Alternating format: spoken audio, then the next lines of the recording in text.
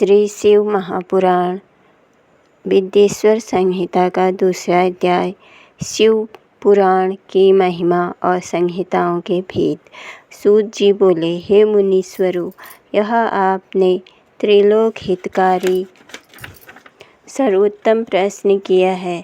यह कलि के पापों का नाश करने वाला परामर्शदायक शिव पुराण ग्रंथों से उत्तम और वेदांत सागर का भी सर्वस्व है, जिसके पढ़ने सुनने से मनुष्य को सर्वोत्तम शिव गति प्राप्त होती है। वेद व्यास के कहे इस पुराण का बहुत महत्व है। इसके कीर्तन और श्रवण से जो फल प्राप्त होता है। व्यास जी ने कहा, यदि शिव पुराण का एक या आधा श्लोक भी कोई पढ़ेगा तो पाप से छूट जाएगा, और यदि सावधानी से संपूर्ण शिव पुराण को पढ़ेगा तो जीवन मुक्त हो जाएगा, और जो इसके अनुसार आचरण करे तो वह एक एक अश्वमेघ यज्ञ का फल पाएगा। यदि शिव पुराण का प्रतिदिन पूजन करे तो वह सब देवताओं की पूजा के समान फल प्राप्त करेगा। इसमें कोई संदेह नहीं है, क्योंकि शिव संहिता नामक इस सुधा को स्वयं श्री शंकर भगवान ने उपनिषद रूपी समुद्र को मथ कर उसमें से निकाला है। अतः जो कोई इसका पान करेगा वह निश्चय ही अमर हो जाएगा। यदि कोई 1 मास तक पढ़े तो वह ब्रह्म हत्यादिक पापों से भी मुक्त हो जाएगा। शिवालय में या बिल्व के वन में जो इस संहिता को पढ़ेगा वह अद्भुत फल प्राप्त करेगा। जो श्री भैरव की प्रतिमा के सामने इसका 3 बार पाठ करता है, उसके सभी मनोरथ सिद्ध हो जाते हैं। जो कोई चतुर्थी के दिन निराहार रहकर बिल्व के वृक्ष के जड़ में बैठकर इसका पाठ करे तो शिव पूजन के तुल्य फल मिलता है। इसमें शिव जी के दिए हुए धर्म, अर्थ, काम, मोक्ष चारों पदार्थों का विवेचन और उनकी प्राप्ति के उपाय तथा शिव जी के लीला और विज्ञान सब कुछ निहित है।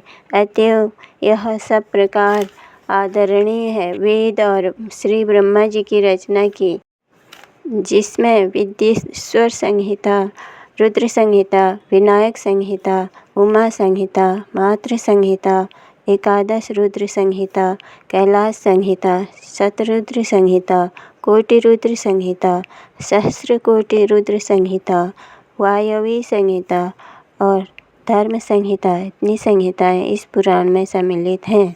ये सभी पुण्यतर हैं। इनमें विद्येश्वर संहिता, रुद्र विनायक संहिता और ये तीनों संहिताएं 10-10 हजार, उमा और मात्र ये तीनों 8-8 हजार, और एकादश रुद्र संहिता 13 हजार, कैलाश संहिता 6 हजार, शतरुद्र 3 हजार, कोटि रुद्र 9 हजार, सहस्र कोटि रुद्र 11 हजार, वायवी संहिता 10 हजार और धर्म संहिता 12 हजार।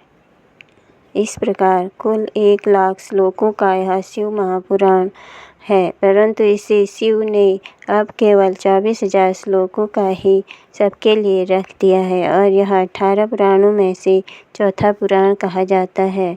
परंतु अब इसमें 7 संहिताएं हैं। अन्यथा सृष्टि के आरंभ में शिव जी ने इससे 100 श्लोकों में कहा था। अब यह 24,000 श्लोकों वाला शिव पुराण केवल इन 7 संहिताओं में ही शेष रह गया है। विद्येश्वर संहिता, रुद्र संहिता, शतरुद्र संहिता, श्रीकोटि रुद्र संहिता, श्री उमा संहिता, कैलाश और वायवी संहिता, जो इस सप्त संहिता युक्त शिव महापुराण को आदर सहित पूरा पढ़ेगा वह जीवन मुक्त हो जाएगा। दूसरा अध्याय समाप्त।